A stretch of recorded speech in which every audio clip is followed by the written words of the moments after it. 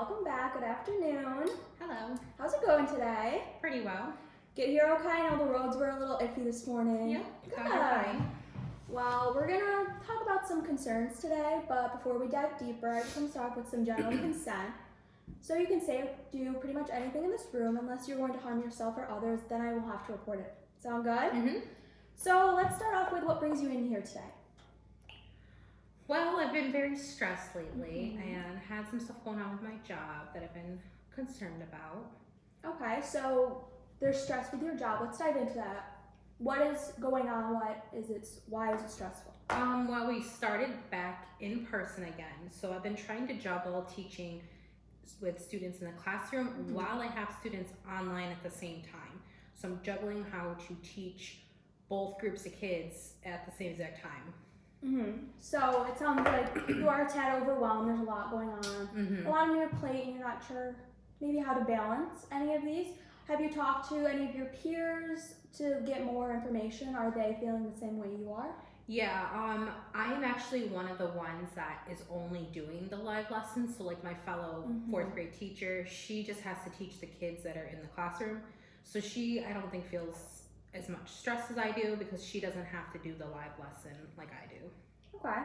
So from what you've told me so far, it's great that you're acknowledging that you are stressed right now with the current situation of doing online school, but also having kids in the classroom. So it's kind of a mix of both. It seems like you feel a tad guilty because you are the only one struggling with both of these tasks right now. Let's dive into that. Why do you feel guilty?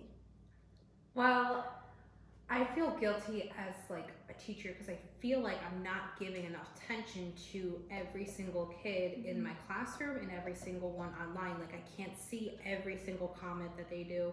I know sometimes I those kids that struggle, they're now getting easier to just hide in the classroom without me noticing that they're actually struggling because I have to sit near the computer to watch the kids online, making sure they're paying attention and learning, and then answering questions, and then trying to get up and walk around to help any kids. So I feel like some of them might be falling behind because I'm not there 100% when they're in the classroom. So you mentioned that you're currently struggling with helping the both groups of kids, the kids that are online and distant learning, but the kids that are in the classroom. Have you thought of any potential solutions of how you could come about those I have problems? to say, I've been, since we started school in September, I've come a long way since then. We've been back and forth between online and in person, and I've gotten the hang of Zoom very well now. But I just still feel like I could do better and maybe reach out more to people that are doing it. And I do have a co-teacher, so I feel like maybe utilizing her a little bit more with the kids online, and then I could focus more with the kids in the class or vice versa to help her watch out for stuff like that. So these are really great solutions that you've come up with yourself. That's really great that you're acknowledging your struggle and that you've also noticed some solutions to help you with that. You talked about not being 100%. That seems to me, I can tell by your body language and the way you're talking, that you don't like that you're not 100% as a teacher. Yeah, last year was my first year teaching, and I mean, I was in the classroom and I was there. I got to know every single one of my students. I got to know what their strengths, their weaknesses were, what they disliked, what they liked, what they needed to work on, stuff like that. This year, I feel like I don't know my students 100% because I don't have the time in the school day to work with them one-on-one, to get to know them on that personal level. Like I do have some of those personal relationships with some of them, but some of them are just so quiet or don't want to open up, and usually I push down those barriers. And this year it's just, I don't have that chance because I have basically two jobs to do at one time. Yeah, so by you opening up a little bit like this, you mentioned the connection. So what I'm seeing is that you feel guilty that you don't have the same connection that you did last year with your students because there's distant learning, but then they come back for a week or they come back for a couple months and then it's distant learning again. You're not getting that connection with your students that you normally have. Agreed. Yeah, I can see that. Yeah, because sometimes when they go remote, I won't hear for like 10 of them. Like they don't come onto my live lessons. They don't come onto our morning meetings. So like when they're in the classroom, sometimes I get to see them, and then when they leave the classroom and go remote, some of them don't come on, and I don't ever see them.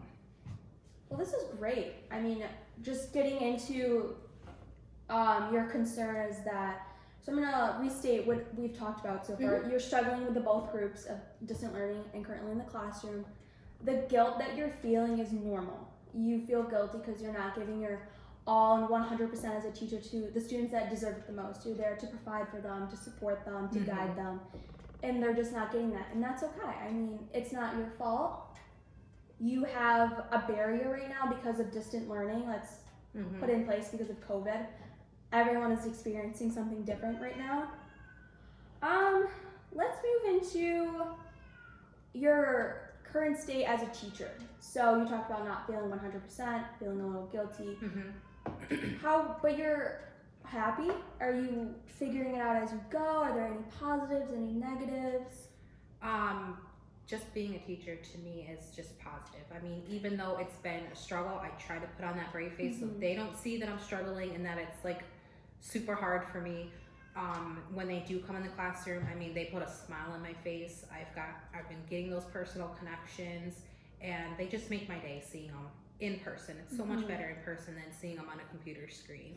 And just continuing to work with them. I mean, now that we've just gotten back, I want to really dig deep with those personal connections to finish the school year off strong. I think that's great with the personal connection aspect, is to focus a little bit more on that. Get the assignments across, the learning across, but also try and develop those personal connections, whether it's meeting up with like via Zoom, one-on-one, and just interacting with them a little bit more. Or when they're in the classroom, pulling some aside and just be like, let's have like a bonding type activity. Yeah, I think this year really have been focusing on their emotional part because they're just being pulled back and forth, and we don't know what their home life is like all the time, and they might not be in the best situation. So I've really focused, I've turned my thoughts on, instead of like hounding on the work and all of the education part, to really focus on them at an emotional level and then get to the work. Yeah. So make sure that I do the check-ins and dig deep with them, and then we can get to the work. Yeah, I mean, that's amazing that you're pointing out their emotions and focusing on their emotions. But it's also amazing that you're acknowledging that the lack of connection, the bonding, and the emotions are there. But you are very happy as a teacher. When I ask you, you light up, and that's how I know to go back to a more positive mindset for you, and you really enjoy that. So this was a great session. We're going to continue next time with this as well, and dive a little bit deeper into how you're feeling with teaching, and maybe some things have changed, or maybe there's a new concern. We'll dive into that later on. But I'm going to leave you with a homework assignment. So it's going to be half of you and half of your students. So I want you to write one or two things positive of what you like about distant learning. So write that down and save that. Then I want you to do the same thing but for in the classroom. So what is one or two things that you love about being in the classroom? So one thing you love about distance learning and one thing you love about being in the classroom. And then I want you, if there's time, if not, then don't worry about it, really focus on this assignment, to try and bond with your students a little more. Either it's interacting with them or it's setting up a separate Zoom call.